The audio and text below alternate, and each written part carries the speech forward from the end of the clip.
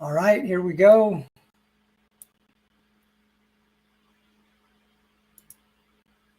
Welcome everybody. We are doing the second Life Engineering live event. We're excited to have you join us. We're going to do it a little bit differently this time. Last time was more of like me kind of presenting. This time it's going to be us more having like a conversation. I still have some really powerful things. In fact, what I'm going to share with you today is our most fundamental framework. It's this behavioral model that actually lays the foundation for all of life engineering. It's the foundational science. It's the foundational understanding of how we engage and disengage in the things in our life that we care about the most. And I'm going to go through what that looks like, and we're going to talk about that. And I'm going to arm you with a new way of seeing engagement. And this way of looking at engagement is incredibly powerful. It's super powerful to understand how you engage and disengage in your own life, and across all of the contexts of your life, how you engage and disengage in a relationship, at work, in a project, with a religion, across all of these contexts. And it's very, very powerful.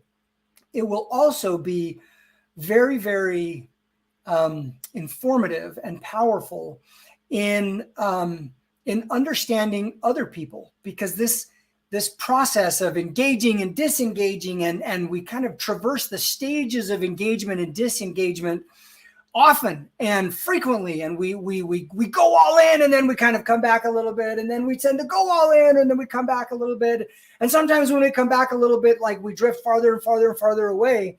And when you can understand what's going on, both in yourself and when you see this happening in others, it gives you, number one, the ability to have empathy and to really understand what people are going through. And on top of that, it helps you know how to solve for what you're going through. And it helps surface questions that will help you identify if you should solve for it, or if maybe you've begun a process of disengagement from something because the value of that thing has expired and it's time to move on. So we're going to talk today about this model. It's my very favorite model. I've been working on this model literally for 20 years, not more than 20 years, 24 years. 24 years I've been working on this model, trying to understand the science and the psychology of what's going on, and trying to come up with just the right visual representation and the right metaphors to help people understand it, because it's just so powerful. And I've used this, I've given this in over 60 keynotes. I've delivered this in workshop form. I've delivered it in webinars, and now for the first time ever, I'm sharing it in a live event. So I'm excited about that. We're going to give people just a few more minutes to come on board and join us.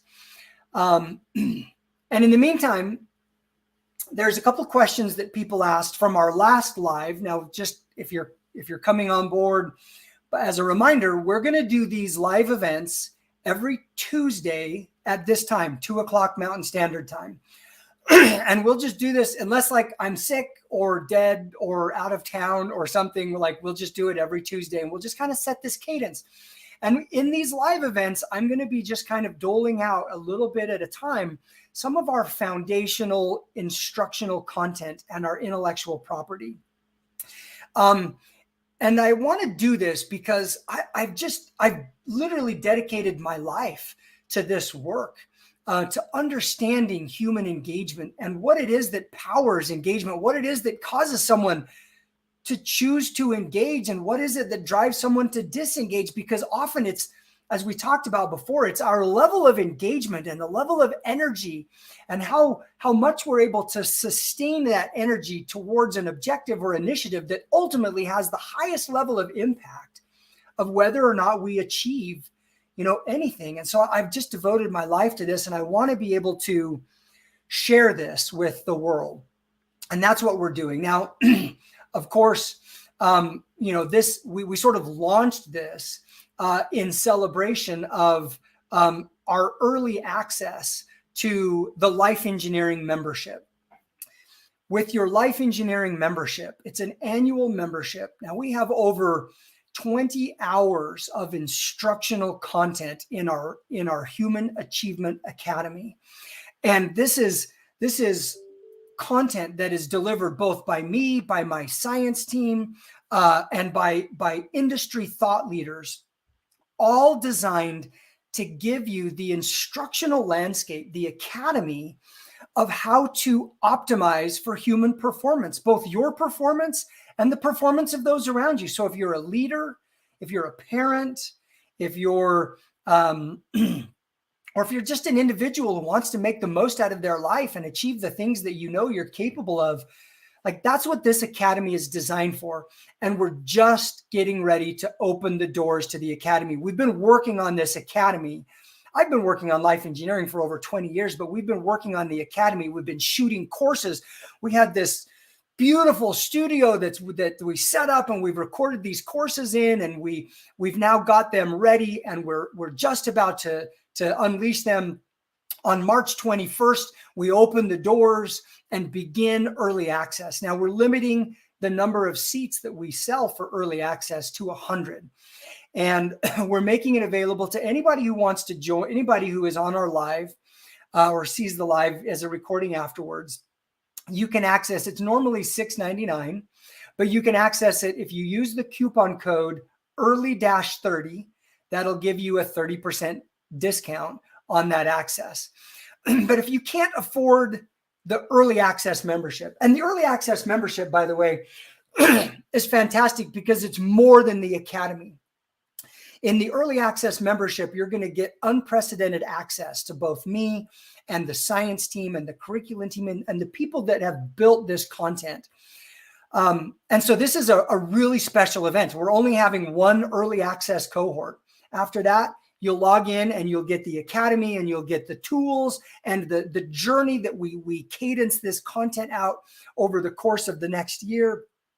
But in early access, you get unprecedented access to the authors of this content. And we're going to help you. We're going to like one-on-one help you understand how to take this concept and integrate it into your life and build for yourself your very own life management system, a process whereby you will be able to achieve the excellence and the objectives that you desire and the excellence that lies within you. So we're really excited about this. These live events are going to be how we kind of get this content out there a little bit at a time. So if you can't join early access for some reason, just tune in every Tuesday at 2:00 for our live session, or come back and visit our profile pages, afterwards. You can also go to lifeengineering.com. If you miss one, just go to lifeengineering.com and go to live events, and all of our recorded lives will be there. And you can also watch our current live events through your favorite, social platform through there as well. All right. So we've got enough people here now. Let's go ahead and get started. I'm going to share my screen with you. So I'm going to take you through a presentation that I have prepared that will help you understand this model that we have built.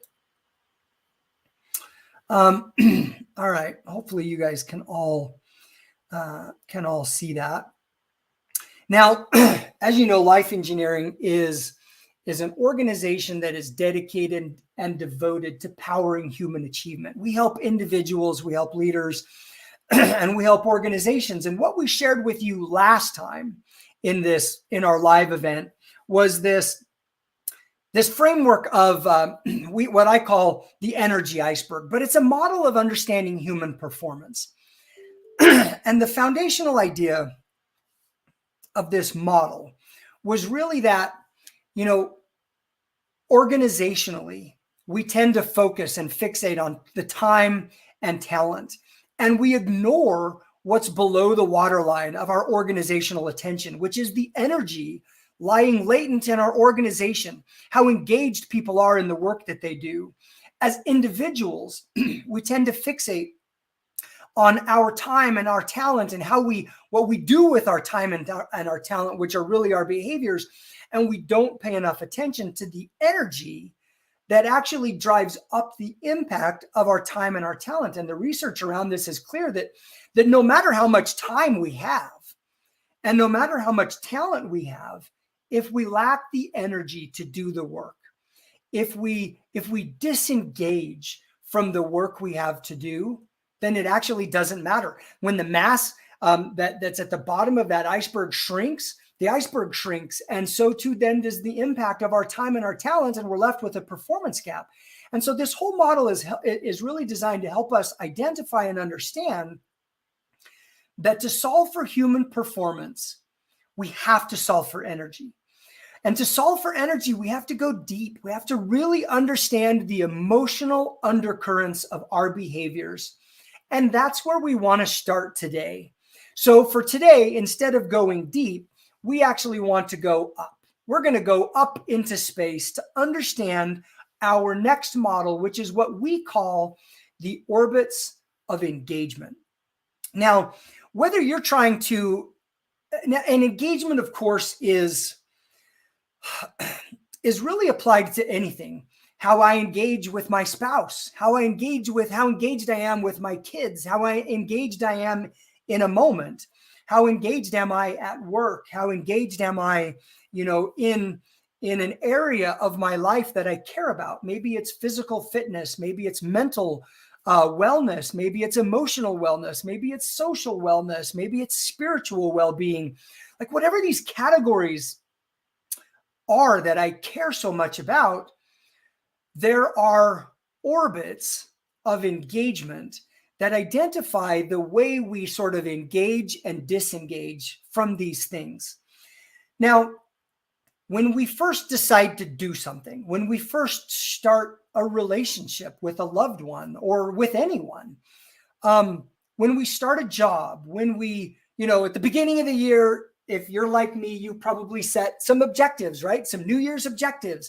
And when you set these objectives, or when you begin any journey, there's a reason why, right? We don't just do these things for random reasons. There's usually a reason why, especially if it's something that is important. And for a while, that reason, the why behind what we do. And if you haven't read Simon Sinek's Start With Why, it's a marvelous book that describes this in detail. And if you hate words, you can just watch his TED Talk. Just go to YouTube, search for Simon Sinek, Start With Why.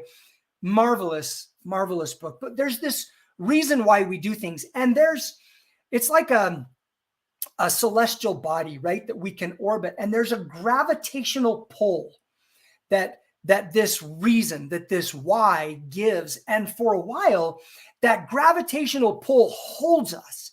It holds us in place. It holds us in orbit. And we stay in a state of what we call peak engagement. And we're in that state. In fact, it's what behavioral psychologists call flow. This is where we're in an optimal orbit. And when you're in flow, it's like you lose track of everything. You lose track of time. You lose track of, hunger, of fatigue. You lose track of all of the other things in your life that matter. Like, because when you're in flow, you forget everything and you're in a state of being emotionally all in. Now, much of life engineering's, in fact, almost all of life engineering's core foundational frameworks were originally derived from the science of gamification, game mechanics, and game theory, because the gaming industry is the industry above and beyond every other industry that has figured out how to keep us in a flow state, how to engage us and keep us in that state of engagement. And so this is what the foundational science of life engineering is based on. But the problem is, whether it's with a relationship or at work or at, whatever it is in our life, maybe it's our commitment to get fit and to build friendships or whatever it is, we can't live our lives in a state of peak engagement. Number one, it's exhausting. because being in a flow state just takes so much energy. Number two, like there's just other demands. Ultimately and inevitably, like we do have to like move on. We do have to do other things. And at some point, there's what we call a departure trigger.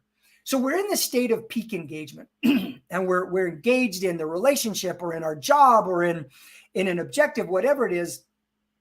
At some point, there's this departure trigger. And when that departure trigger happens, the orbit that we're in begins to erode.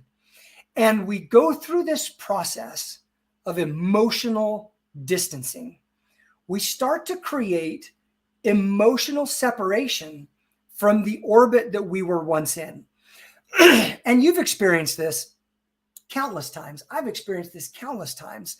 You know, a relationship that you once were absolutely committed to, all of a sudden you start to feel yourself creating emotional separation. What's happening psychologically is you're trying to relieve the cognitive dissonance that comes from you recognizing that there was this thing that you cared so much about and you were once so close to, and now you don't feel that way anymore. And what happens is you start to create this internal narrative, this rationale that allows you to forgive yourself for that for that distance. And you go through this emotional distancing. We see it in employees. Employees go through emotional distancing all the time, right? They're really, really engaged and they're not quite so much engaged. We do it in relationships. We do it with our objectives, projects.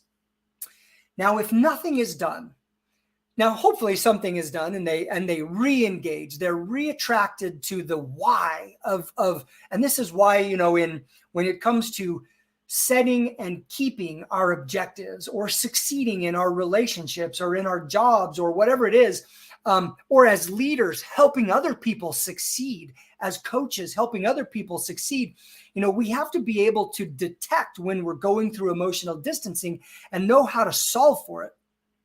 Because if nothing is done, if no intervention happens, you are on this path of departure, and that emotional process of emotional distancing begins to give way to solidifying resolve.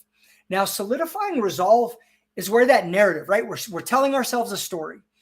And the narrative you tell yourself about the orbit that you were once in starts to solidify into the determination to depart that orbit entirely. Now, you haven't yet. You're still in that orbit. Like you're still engaged, but to a smaller degree. And because you're farther away, remember, gravitational pull has a lot to do with proximity. And the farther you get from the orbit that you once cared about, it has less gravitational pull over you. It's not that the why is suddenly less. It's not that the reasons for staying engaged in that thing are suddenly less. It's not that the gravitational pull doesn't exist. It still exists.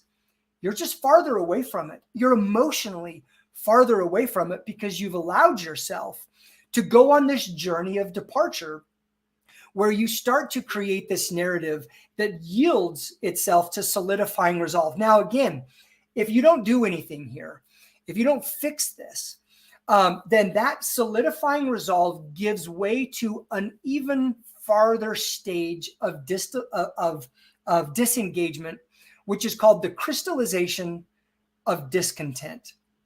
Now, the crystallization of discontent, behavioral psychologists describe it as where the pain of how things are today is suddenly great enough to fuel the change needed for tomorrow.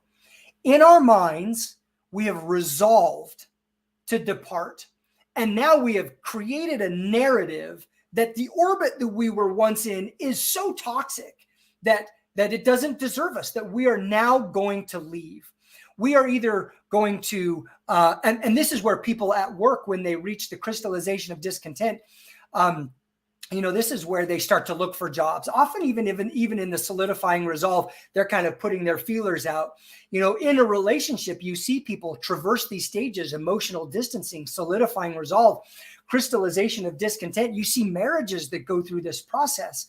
And if you don't do anything, what happens is that crystallization of discontent suddenly reaches what in orbital mechanics is called escape velocity.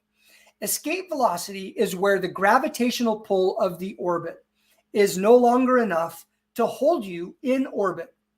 And this is where you quit and leave. This is where you quit and leave a relationship. This is where you quit and leave a job.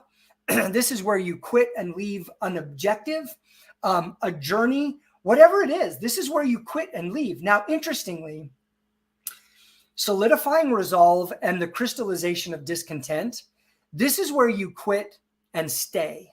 You've stopped working. You've stopped working on the relationship. You've stopped working at work. You've stopped working on the objective, whatever it is. You've stopped working. You've disengaged to the point where you're really not investing. And because you're not investing, you're going to continue on this path of departure until you ultimately, inevitably reach escape velocity, which is where you quit and leave. This is why it's so valuable for leaders to be able to know when their people that are on their teams are in a state of quit and leave or a state of quit and stay, and to know how to get them to reconnect. Now, during this solidifying resolve, crystallization of discontent, escape velocity, this is where individuals experience maximum emotional sensitivity. Because the orbit that they were once in has the lowest gravitational pull because they've created so much distance. You'll see people in these stages of solidifying resolve and the crystallization of discontent and escape velocity, and they become emotionally volatile because this is an emotional journey. This isn't a rational journey. This is an emotional journey. And they become emotionally volatile. And so you'll see this at work. You'll see it in relationships. You see it all over the place. And when you find someone who seems to just be set off by the smallest things, that's a behavioral indication that they're in solidifying resolve, crystallization of discontent, or escape velocity. Now, the first thing to understand about this process of disengagement is that this is just a natural journey. You're going to see it in yourself. Like when you go through this, you'll be like, been there. Yep. Been there. Like you'll see it in yourself. You'll see it in others. So when you do, don't hyperventilate. Don't be too overly concerned that like, oh my gosh, I'm here. What matters is that you recognize where you are and you make a decision of whether you should re-engage or depart. And I want to make this clear because not every orbit should we re-engage with. There is some times when the relationship that you're in is one that you need to depart from. There are some times where the job that you're in is one that you should depart from. And that's not necessarily about the person or the job. It might be that, you know what? And you see this with, as I do organizational and leadership consulting, I see this all the time where sometimes it's just time for someone to go, someone to move on. There's another orbit out there. And we'll talk about that in a second. Our model accommodates for this. There's something else out there. And the gravitational pull of that next thing is so strong that their departure is more about them running to something that's next than it is running away from something that they were in. But sometimes, and like the data often, you'll see this in people, for instance, who tend to resubscribe to degree after degree after degree in higher education. Because what happens is they get done with a degree and they kind of get to this point of disengagement and they look out at what's next and they're not really sure how to engage with that. And in the absence of engaging with something new, what we tend to do is simply re-engage with something that is known. And this is why sometimes we re-enter bad relationships. We stay in a bad job. So it's not always that the orbit that you have disengaged from is one that you should re-engage with. What's important is that you know when you have disengaged, and you ask yourself the key questions to know, should I re-engage, or should I propel myself, actively propel myself on this path of disengagement? Because sometimes that's the right answer. Now, part of what you get in the Life Engineering Academy and the Life Engineering membership subscription is our life management system will arm you with those questions. The questions that you will ask yourself. We actually also provide for you the literal psychometric diagnostics. We have assessments that actually you can take on a weekly basis that measure how engaged you are in the orbits of your life, so that you know, because sometimes there's this phenomenon called change blindness. And this is awesome. Like, you can go to YouTube and you can look this up. In fact, it's one of my favorite YouTube videos. Just look up change blindness. And in this one YouTube video, there's like, and it's really old. It's like in the 1970s or 80s or something. It's like archaic. But there's two teams, and you see like a group of maybe 5 or 6 people all dressed in white. And there's a group of 5 or 6 people all dressed in black. And each one of the teams is holding a basketball. And the narrator comes on the screen, or comes over the narrator comes on, and the narrator's like, okay, your job is to count how many passes the team in white makes. And you're like, okay, that's easy. Then pretty soon these guys start scrambling, and they're like moving around each other, and they're passing the ball, and you're like, occasionally, the ball is obscured. And so you're like, yeah, 1, 2, 3, 4. And you get to the end, and the narrator's like, if you counted 16 passes, you're right. And you're like, that was the stupidest thing I've ever done. I just wasted 30 seconds of my life. But then the narrator says, but did you see the dancing gorilla? And you're like, what? And then all of a sudden the video rewinds, and it goes right, and smack dab in the middle of the video, there's a full-grown adult in a gorilla costume that like walks into the middle of the screen, waves to the camera, turns to the side, and moonwalks off, and you miss it. Like, you'll see it now because I've told you about it, but show this video to someone who doesn't know, you miss it. And you will have missed it the first time when you don't know about it because of something. It's a phenomenon called change blindness. In behavioral psychology, change blindness is this idea that we tend to not notice changes that happen slowly and subtly over time. And it's interesting because we can find ourselves starting here in a stage of peak engagement, and all of a sudden, it's what I call the all of a sudden syndrome. All of a sudden, you realize you're at maximum disengagement and you're looking for somewhere else to go. And you're like, how did I get here? And because you've been blind to that whole journey.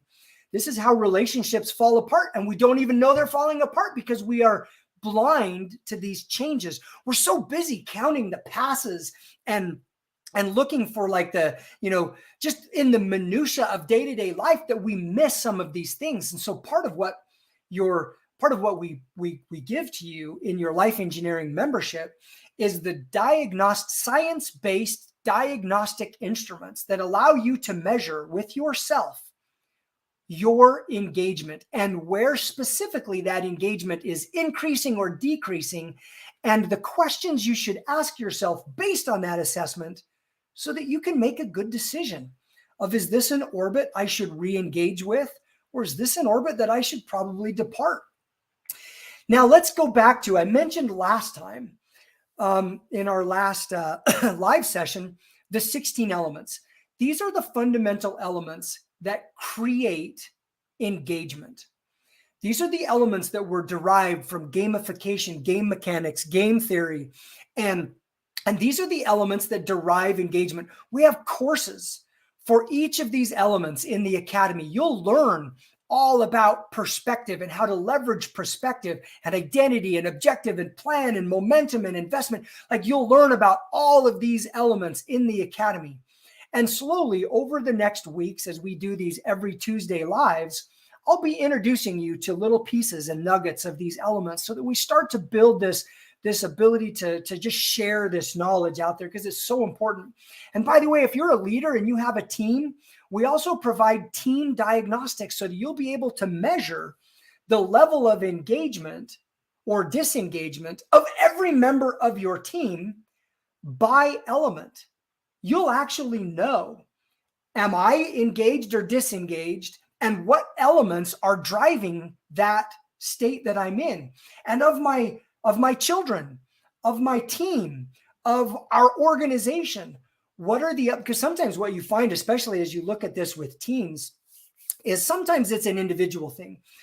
Value is a good example. So some individuals have actually, so value. So some individuals have a higher need of recognition than other individuals. And the assessment will bring that out so that you'll know. So sometimes someone is disengaged and it's really about them. But other times what you'll see is that disengagement is systemic. It's categorical. And what the assessment results will actually show is the elements that you as a leader or you as a parent most need to work on with your team or in your family to make sure that you have a highly engaged workforce or family, whatever it is. But these elements, the presence of these elements, are what make up the mass around the why. They are what create the mass, and it's the mass that creates the gravitational pull that holds you in orbit. So the more elements are active, the greater the mass. The greater the mass, the greater the gravitational pull. The greater the gravitational pull, the more likely it is that you are going to stay in a state of peak engagement. And as we talked about earlier, staying in a state of peak engagement, that's the energy part of the iceberg. That's the number one driver of whether or not you're going to be high performing and high achieving, is your ability to consistently and regularly activate the energy lying latent inside of you and be able to deploy that against the aspects of your life that matter most. So that's the 16 elements. Now, when any one of those elements goes missing, growth. If I no longer feel like I'm growing at work, or growing in my relationship, I start to disengage. If I no longer feel, so here's an interesting, when we look at this, especially in an organizational setting, but this happens with anybody on any project, we tend to disengage at the end of projects. We become more disengaged at work. We become more disengaged at life because all of a sudden our objective is now unclear. Plan, our way forward is now unclear. Momentum is gone. We've lost all momentum. And score starts to go down because we're no longer moving forward. So we don't have any progress to measure. And now all of a sudden what you get, and this tends to happen, is one element will fall off, and that'll be the departure trigger. And all of a sudden, one or more of those elements will start to fall off in rapid succession. And then all of a sudden you find yourself disengaged. And we see people that do this in life. They lose perspective. The story they tell themselves about who they are and where they're going and how much they matter and what they have to achieve and accomplish goes south. And when that goes south, their perception of self starts to diminish. Their self-confidence goes down. They don't set new objectives. They don't create plans, which means they have no forward momentum, which is where the energy of motion fuels more motion. They stop investing. They are out of alignment with their life. They don't have a way to measure progress. They don't feel like they're making a difference. They don't feel like they're growing. They no longer feel valued. They don't have, all of these things tend to happen at once. And all of a sudden they're 6 months, or they're a year, or they're 2 years, or they're 5 years disengaged from life. This happens at the micro level, and it also happens at the macro level. Now, I want to flip it a little bit so that you look at these elements are not just how you, they don't just describe how you stay engaged, because remember, there are some orbits that we want to disengage from. Maybe the orbit is a bad behavioral pattern. Maybe it's an addiction. Maybe it's a bad relationship. Maybe it's a bad job, whatever it is. these same elements are what govern our ability to depart, to detach, and ultimately depart from that orbit. So if you're stuck in an orbit that you know is unhealthy, or maybe it's simply an orbit whose value has expired, it's the systematic removal of each of these elements that will allow you to create the emotional distance. It will allow you to create the solidifying resolve to depart, so that you reach the crystallization of discontent, which was where the pain of how things are today is great enough to fuel the change needed for tomorrow, and you can get to escape velocity. But all the way throughout here, this stages that we go through of disengagement, these are all intervention opportunities. And they're all opportunities where, if we know we're in a state of disengagement, we can make a decision. We can make a decision of whether or not we want to re-engage. And if we re-engage, we can go through that emotional refueling process where we stack back up on the elements and we make sure that each of those elements is active and solid, and that the presence or the reactivation of those elements allows for this emotional refueling, so that we can get back into a state of peak engagement. And that's the journey of re-engagement. Now, what we need and what Life Engineering provides through our membership is that we will give you the diagnostic systems, whether for yourself or for your team or for your organization, that allow you to identify when you or someone you love or someone you lead is disengaged. And then we will give you the recovery solutions, so that you know, well, first of all, the questions, so that you can know, is this something I should solve for? Sometimes if you're a leader and you have an employee who has reached the crystallization of discontent, it's better actually to let them go than to re-engage them. Sometimes because it's time for them to move on, or they have become too toxic. And then we give you the recovery solutions so that you know how to solve for them. Our ability to solve, first of all, just to understand the orbits of disengagement and the stages that we go through and identify those and solve for those. This is fundamental to being able to adequately and consistently regulate the energy that we give to the categories of our life that matter most. So those are the orbits of engagement and disengagement. Now, in our next live next Tuesday, we're going to take this framework, this model, one step further, and we're going to talk about how you use this understanding of the orbits of engagement to travel from one objective or milestone in your life to another on your journey to purpose. As you travel this road to the ultimate why, which is the ultimate orbit that you're trying to enter, which is why you are here. Like, what is the work that you have to do? And what is the thing that you have to accomplish? What is the value that is intrinsic and unique to you that only you can provide? How do you identify what that is? We'll talk about that broader journey to purpose. We'll talk about how the orbits of engagement are the stepping stones that we take as we move into that orbit, and what you can do in order to identify your purpose. In fact, one of the instruments, one of the tools that you'll get in our early access program is what we call the Purpose Finder assessment. And this Purpose Finder assessment is this Purpose Finder assessment. Oh, let me stop sharing my screen. There we go. This Purpose Finder assessment is a tool that you'll be able to take that actually helps you identify your purpose in life. Think of how amazing that would be for you to be able to know who you are, where you're going, how you're going to get there, and then to be armed with an entire life management system that gives you the tools, the resources, the diagnostics, and the entire academy of training to be able to get and to find and fulfill your purpose. That's why life engineering exists. That's why we're here. That's why we're so excited about being able to invite you to join this early access program. Now, I want to open it up a little bit to questions. What questions do you have on applying this model that we've talked about?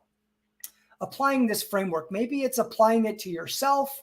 Maybe it's applying it to a child. Maybe it's applying it to a team, an individual, like whatever it is.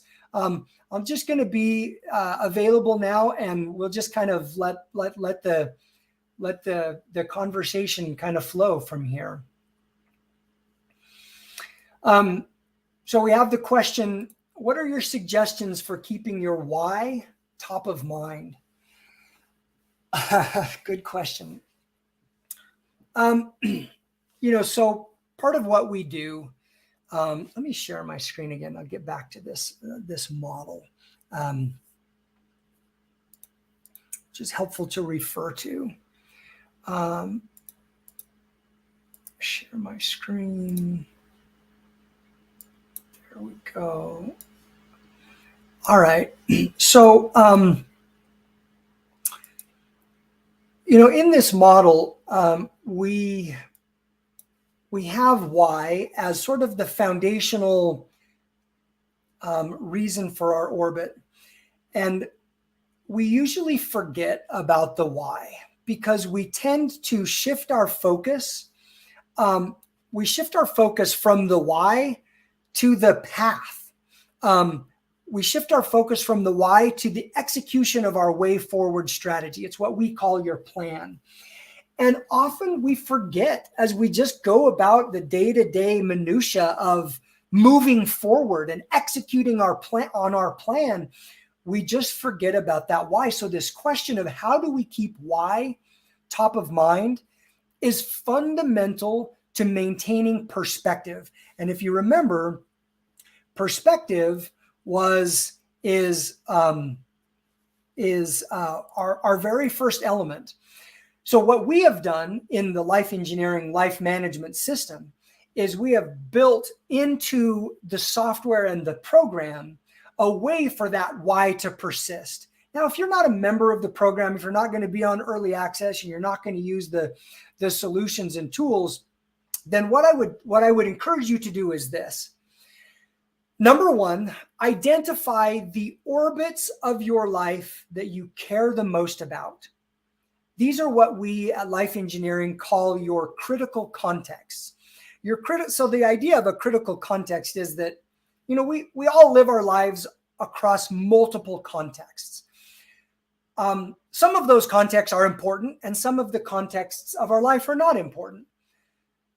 Those contexts of our life that we care the most about, those are our critical contexts. And for each of those, we should have defined a rock solid why.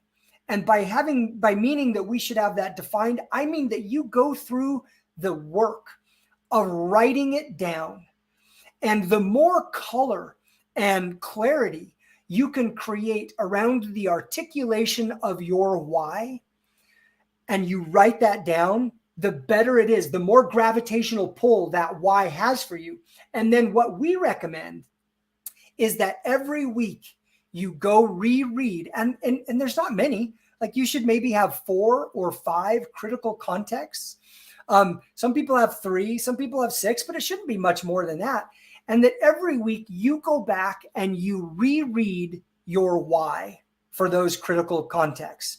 Now, in the life engineering, life management system, we actually arm you with what we call the critical context creator, which actually gives you a series of questions and designed by our psychometricians that help solicit from you the descriptions that best help you capture your why.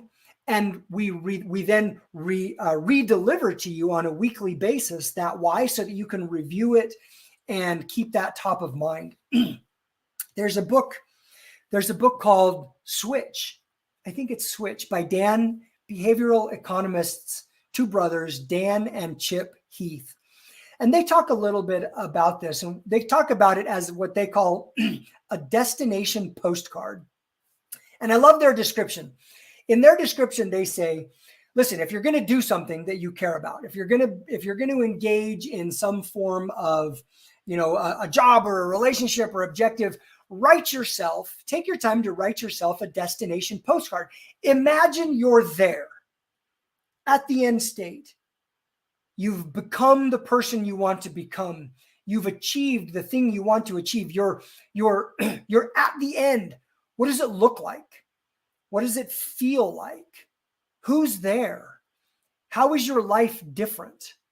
And when you force yourself to simulate that future state and you write about it, there's an emotional gravity that comes when you read those words. There's an emotional gravity, and it's absolutely compelling. And so that's how I recommend you sort of keep your why, how you keep your why top of mind. I would also say that one of the things that you'll notice is on a weekly basis, and even if you do it monthly, like these don't tend to change very often. Your critical contexts are very persistent in your life. And even if you're like, I can't do that weekly because I just don't have time, which is hogwash, you have time to do it weekly. But if you can't do it weekly, just commit to monthly. What you'll find is as you review these why statements, these purpose statements for your critical context, they will either hold their persuasive nature or they won't. And when you start to find a critical context where when you go back and you reread your why, when you reread that, if it no longer activates the energy inside of you, if you don't feel that, that's an indicator, that's a performance indicator that it might be time for you to consider changing either your critical context or the objectives you have set, what the end state of that critical context is. Because one of the things that we get, like we fall victim to inertia. Now there's a difference, like let me make sure to clarify this. There's a difference in our lives between inertia and momentum. Momentum is where the energy of movement fuels more movement. It keeps you moving forward on the path that you're on. And we do this. We get momentum on a path, whether it's a good path or a bad path. And every time we act in a way that propels us down that path, we gain momentum. And that momentum, if it has to be overcome, is inertia. And so if you have inertia, if you have identified, if like you review your why and it's just not compelling to you anymore, it might be that you need to reevaluate where you're trying to go, because what you don't want to do is just continue on the path you're on because that's the path you're on. We should always relentlessly ask ourselves the question, is this the path that I should be on? And is this the path that will lead me to where I want to go? And if ever the answer to that question is no, change paths. Don't waste any time. Change paths. Okay, we're going to be back online next Tuesday at same time, 2:00. We're going to be going through the next live, which will be the journey to purpose, which is how we take the orbits of engagement and apply it across the categories of our lives that matter most. Thank you for joining us today. If you have questions, and you're maybe watching a recorded version of this, or we didn't get to your question, because I can tend to like just ramble when I get, especially if I get a really good question, I can just tend to ramble. If you have questions that you didn't get answered, please just go to lifeengineering.com, submit a question, or visit one of our social channels and submit a question, and we're happy to answer it and engage with you. Otherwise, I would just invite you to join our early access program. You have this capacity for greatness that lies within you, it lies within your team, it lies within your organization. And we have designed the curriculum, the diagnostics, the solutions, the consulting, the coaching, the system that will help you be able to achieve that potential for greatness. And we would love to be able to work with you on making that happen. Otherwise, thank you for joining us today. We're going to end, and we will see you all tune in next week. Don't forget to like and subscribe and follow, and so that we can notify you when we have live events. If you aren't in a position where you can pay for a live membership or a membership subscription, attending our lives is a great way to get that content in a slow sort of cadence across this year. Thanks, everybody.